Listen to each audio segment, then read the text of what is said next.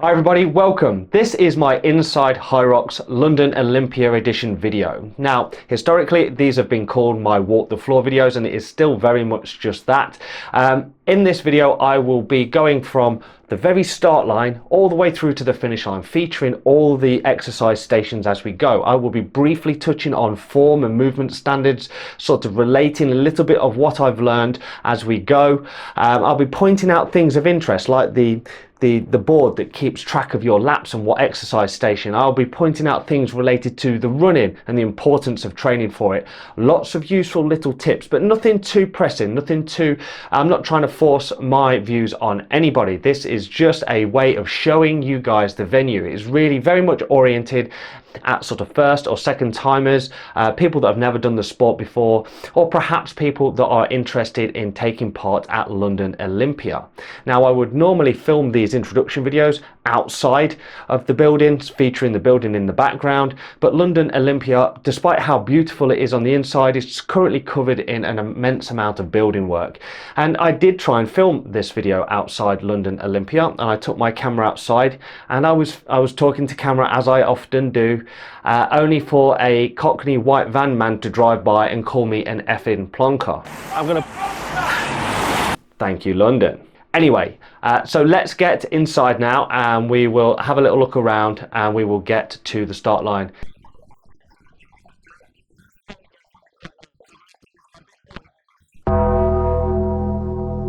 At all HYROX events, there will be a warm-up area. It will be located right next to the start. The start tunnel is a big blue Red Bull sponsored box in which people congregate before their actual start time. Inside the warm-up area, you will find examples of all of the equipment that is featured inside the HYROX race itself, plus additional cardio kit to sort of get you sort of warmed up. Once you are ready, you can then progress over to the start tunnel, where you will be checked as you enter for your wristband and your ankle timing chip. And then inside the tunnel, there will be TVs on the wall with a big countdown clock awaiting your turn. Okay, let's head over to the start tunnel, where there is an entire wave of ladies doubles about to head off. 3, 2, 1, and they are away. And you'll see that there is like a funnel that filters the ladies into the main running track. Just be very cautious and careful as you do so, as not to collide with anyone already running. Exercise station 1, the ski erg. Here at the Olympia, it's down the very bottom end. It's a bit tough to get to. So you come out the start arch, you do 2 laps, and you come in to the arch at the bottom, the black and yellow arch that says number 1. You run the length, you get told to go to which ski, and you start pulling. Remember, your time starts as you pass through that arch, and it ends when you go over this mat down here. Then you're back into the rock zone. Everything down that runway is the rock zone, okay? So you've got a little bit of inter-exercise running to contend with. So an extra 10 seconds, maybe an extra 15 seconds. I always try and pace myself with something I know how I can do. Today I'm here to do doubles, so I can go a little bit harder because I can swap as I go. These ladies are doing doubles, so they too could go a little bit harder than they would in singles. So they're pulling probably another 10 seconds faster than they might if they were doing a singles event. So yeah, the entire station is now completely full of ladies. Now remember, the partner must always stand on the mat at the back that says doubles, and you can't start until that is when you finish. You must put your hand up and be released by a referee. And I think from a technical perspective, all you must do is pull 1,000 meters, and that's it. The only sort of caveat is that you must let the handles go to the top if you're swapping over. Okay, station 2, the sled push. Now this is one of my favorites. I train this a lot, but it is one of those things that historically has always been a little bit tougher at competition than it has been for people when training the same weight at their own gyms. The general advice is train heavy and train more. The sled push itself is 50 meters, so it's 12.5 meters times 4, so 4 of these. Don't miscount, because it's something you do not want to do more than 1 of. When you're finished, you exit over there. The only sort of caveats to this is you must not go into either lane either side. You must go over this white line with the entire sled. Now, I'm just going to go down to the bottom here. There is loads of sled push positions. They take up a massive chunk of the arena. So we're going to go down and see some of the ladies push in. they're pushing at the ladies open weights because they're doing doubles together, so it's both the ladies weights. And then we can talk a little bit about form and distance. Okay, so there are 3 different ways of pushing. The first and most common is from the shoulder, so hands like this. Second, and probably the best, is lifting the sled at the back whilst pushing, reducing the friction, and the hands go underhand like this. And the last and probably most desperate is the long arm push. I end up doing probably all 3 of these in any given race. A bit guilty of it, but yeah, it's one of these things, if you practice heavy, practice long, just figure out which of the respective grips and push styles is best for you. Okay, walking and talking as we go. Right, so that is the sled push. It is partnered up almost immediately by the sled pull, which is a terrible bedfellow. The spectating for the sled pull is not actually that good here. In fact, I think that's about as close as we can get. And there's lots of people all squished down into this bit, and I don't know how we would actually see any of it, really. I might have to go upstairs in a minute. Sled pull, station 3. Now, the sled pull is a funny one because it comes straight after the sled push. And you wouldn't think it would be as taxing as it is, but it is. You just have to brace yourself because it's not as easy as you'd think. Now, there's a few ways of pulling. Hand over hand if you're strong or in the lighter weights. The double-handed pullback, so both hands on the rope and pull it to your chest. And there is the walk back, which is probably the one most people end up doing before the end. So a lot of these ladies, you'll see they hold the rope. You'll see that they hold the rope and walk it back. Some will hand over hand, the stronger athletes, and everybody else will walk it back. I've even seen people combine some of those, so walking back and hand over hand, and that accelerates it. Obviously, this taxes you more than you think. You come out of this really quite gassed, a combination of the exercises that you've done before, and you know right after this is the burpees, so it's a bit demoralizing. Okay, station number 4, the burpees. Right, what can we say about the burpees? They are absolutely, categorically the worst for me, right? Some people like them, but I absolutely despise them. Why? Because they wreck you, there's no escaping, and it feels like it goes on forever. Now, there's lots of things to not fall foul of on the burpees.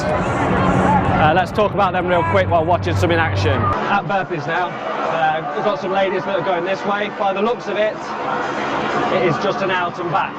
Just an out and back. But 80 meters is 80 meters. It feels like an awful long way. Now, there are a couple of ways of doing this. Either you can stay low and bunny hop the whole way. For the cardio bunnies out there, that is an amazing way of doing it. Or you can sort of just do a normal burpee. Just break it down into movements. So these guys are jumping double foot, quite dynamic.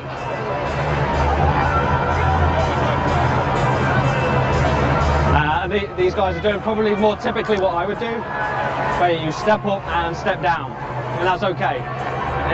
It certainly means you're probably just a little bit more tired, and I'm always tired on these. Let's point out one of the most important movement standards. See the hands to feet there?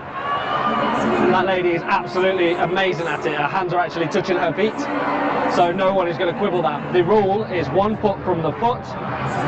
So what, like 12 inches or a human foot? I don't know. But those two guys are doing it absolutely perfect. Okay, at the halfway point in any of my videos, any of these walk the floor videos, it's important to point out running, right? The importance of running in a HYROX event, and why not to neglect your training. Probably mathematically is the best way to explain this. Any given HYROX is comprised of 8 runs. That makes up half your race. Add up all the running you have to do inside the rock zone and the exercises, that takes it to over 60% of your race is running.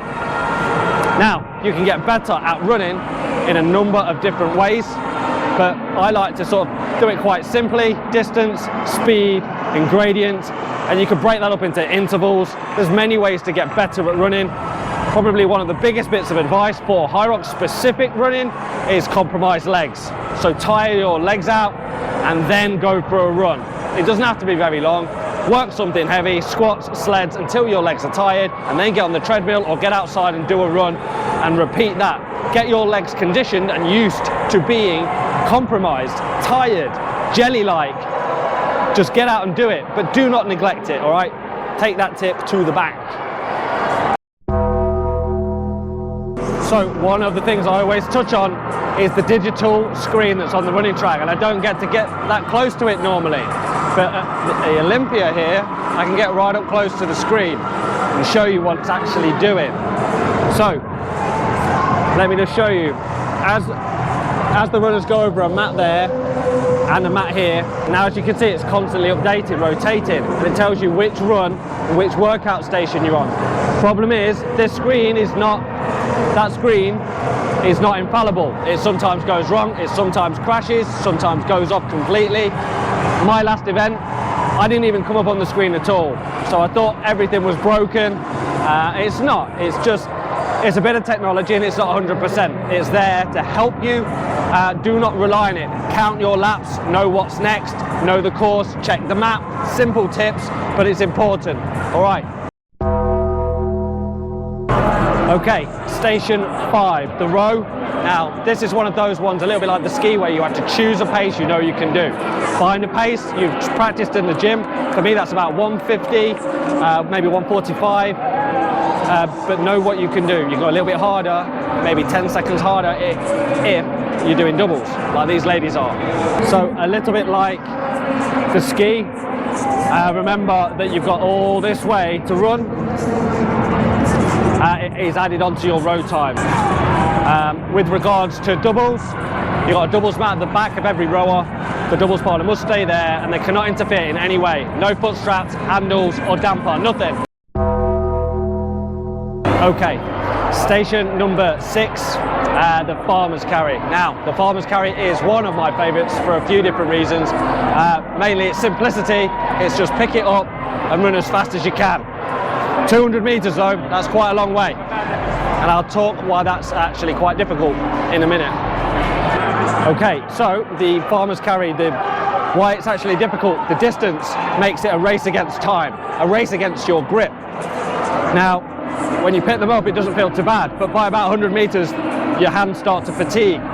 So it is a race to get to the end. Now, normally I can get to the end with the 24s, not so much with the 32s, sometimes maybe on a good day.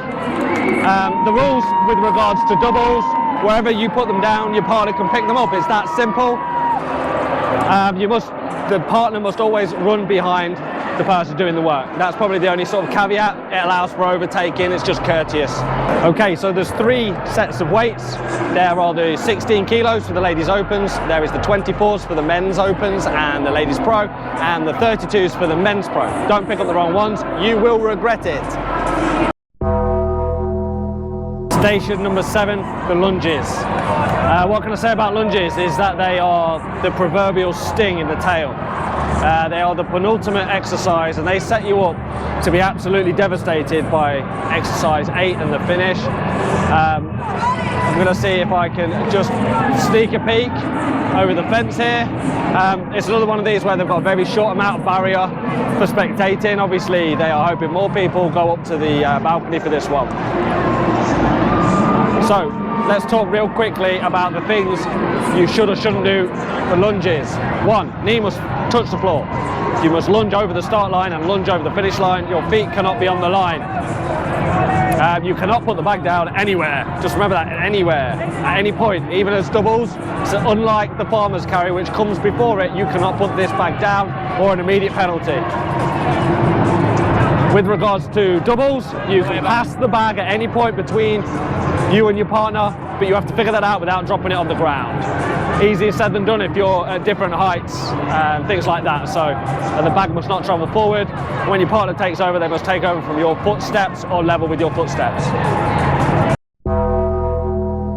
Okay, so I've made it to the wall balls, finally. Oh my gosh. Wow, not the most straightforward of layouts, that's for sure. Okay, let's talk station 8, wall balls. Right, so we got 2 targets, one for the boys and one for the girls. These are the new center targets, okay? But the principle is exactly the same as it's always been. Hit the center of the target, not the outside. When you squat down, you squat to depth. If your target's not hit clean, if you do not go to depth, no rep. It's simply not counted. There is no penalty for this. You just get your rep not counted. When you're in that pain cave, those 1 reps that are not counted mean the world. Okay, so you see every single referee is on their knees, and this is so they can check the depth, which is to break parallel with the underside of the leg, and the ball must hit the center of the target, at least the inner grey bit. If it glances the side, goes too high, too low, no rep. There's chalk buckets, sort of if you need that, if the ball's a bit sticky, a bit wet, a bit sweaty, chalk up. If you've got mobility problems, if you've got a genuine reason that you can't get low, then you can request a box, but you have to have a reason. Now this is a terrible way to finish this event. If you're doing this on your own, this goes on for ages. It's tough. But if you're doing doubles, it feels a lot better. And the doubles partner must stay on that little doubles mat that's just inside. So height, depth, and you're not allowed to pass the ball between people or in throws. It must touch the ground.